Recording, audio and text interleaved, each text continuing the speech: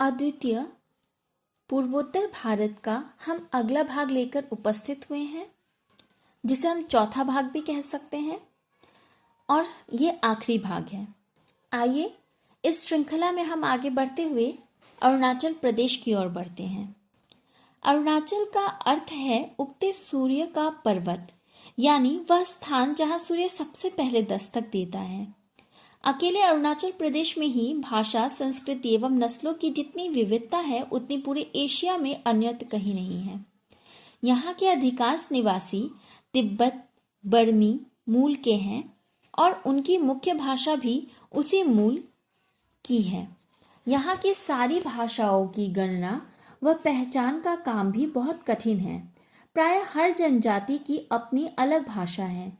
अरुणाचल प्रदेश में साक्षरता का स्तर करीब 66.25% है।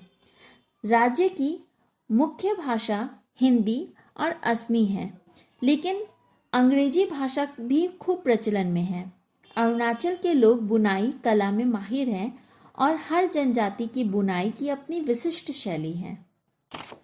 हमने पूर्वोत्तर भारत के विभिन्न राज्यों को पढ़ा, उनके बारे में जाना, समझा। पूर्वोत्तर भारत प्राकृतिक संपदा से परिपूर्ण है। हम जितनी प्राकृतिक खजाने को यहाँ देख पाते हैं वो कहीं अन्यत्र भारत में क्या विदेशों में भी देख पाना दुर्लभ है। यदि कोई व्यक्ति अद्वितीय पूर्वोत्तर भारत का ही पूरा अच्छे तरीके से भ्रमण कर ले तो उसे कहीं अन्य जगह पर जाने की जरूरत ही महसूस नहीं होगी। इतनी खूबसूरत है हमारे भारत का यह पूर्वोत्तर हिस्सा। हमने इस श्रृंखला में असम को पढ़ा, मेघालय को पढ़ा, नागालैंड को पढ़ा, मिजोरम को पढ़ा, त्रिपुरा को पढ़ा। हमने मणिपुर के बारे में जाना और हमने अरुणाचल प्रदेश के बारे में जाना। इसी श्रृंखला को आगे बढ़ाते हुए हम सिक्किम, जो हमारे उत्तर बंगाल से बिल्कुल सटा हुआ राज्य है, इसके बारे में पढ़ेंगे। आप में से बहुत लोग सिक्किम गए भी होंगे। काफी खूबसूरत, आंखों को तसल्ली और सुकून देने वाली जगह है सिक्किम।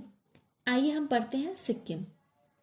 सेवन सिस्टर कहे जाने वाले राज्यों के अलावा पूर्वोत्तर भारत का एक और प्रमुख राज्य है सिक्किम। यह गोवा के बाद देश का सबसे छोटा राज्य है। पारंपरिक कथाओं के अनुसार गुरु रिम्पोछे नाम के एक बौद्ध संत ईसा की 8वीं शताब्दी में इस क्षेत्र में आए थे। उस समय वहां कोई राजा नहीं था। उन्होंने इस क्षेत्र में रहने वालों को बौद्ध धर्म की दीक्षा दी। उत्तर पूर्व का यह अकेला नेपाली बहुल राज्य है। यह 11 सरकारी भाषाएं हैं, जिसमें नेपाली मुख्य संपर्क भाषा है और इसके अलावा भूटिया, लेप्चा, लिम्बू, नेवारी, राय, गुरुंग, मंगर, शेरपा, तमांग, सुवर को भी मान्यता प्राप्त है। राजधानी गैंगटॉक एकमात्र शहर है। गैंगटॉक में स्थित नामग्याल इंस्टीट्यूट ऑफ टिब्टोलॉजी धार्मिक व ऐतिहासिक दृष्टि से महत्वपूर्ण है। यह तिब्बती साहित्य और शिल्प का अनूठा भंडार है। गैंगटॉक में मेडिसिन्स के लिए भी गैंगटॉक बहुत फेमस है। मेडिसिन्स कंपनियां बहुत सारी हैं वहां पर, जहां मेडिसिन्स बनाए जाते हैं, टैबलेट्स बनाए जाते हैं। समुद्र से 55,000 फुट की ऊंचाई पर स्थित इस इंस्टीट्यूट की स्थापना सिक्किम के शासक सरताशी नामग्याल ने सन 1958 में की थी। यहाँ तिब्बती विज्ञान, चिकित्सा और ज्योतिष के अलावा लेप्चा और संस्कृत की भी बहुत सी पांडुलिपियां हैं। गैंगटॉक से कुछ दूर स्थित एंचिए बौद्ध मठ की बहुत मान्यता है। एंचिए मठ का अर्थ है एकांत मठ। इसका निर्माण एक सुंदर पहाड़ी पर किया गया है, जहां से दुनिया के तीसरे सबसे ऊंचे पर्वत शिखर कंचनजंगा का शानदार दृश्य दिखाई देता है। पारंपरिक गुम्पा नृत्य सिक्किम का सर्वाधिक प्रसिद्ध नृत्य है। तो एंचिए बौद्ध मठ, कभी भी आप सिक्किम जाए तो यहाँ जरूर जाए। यहाँ से कंचनजंगा का बेहद खूबसूरत नज़ारा, दृश्य देखने को हमें मिलता है। धन्यवाद।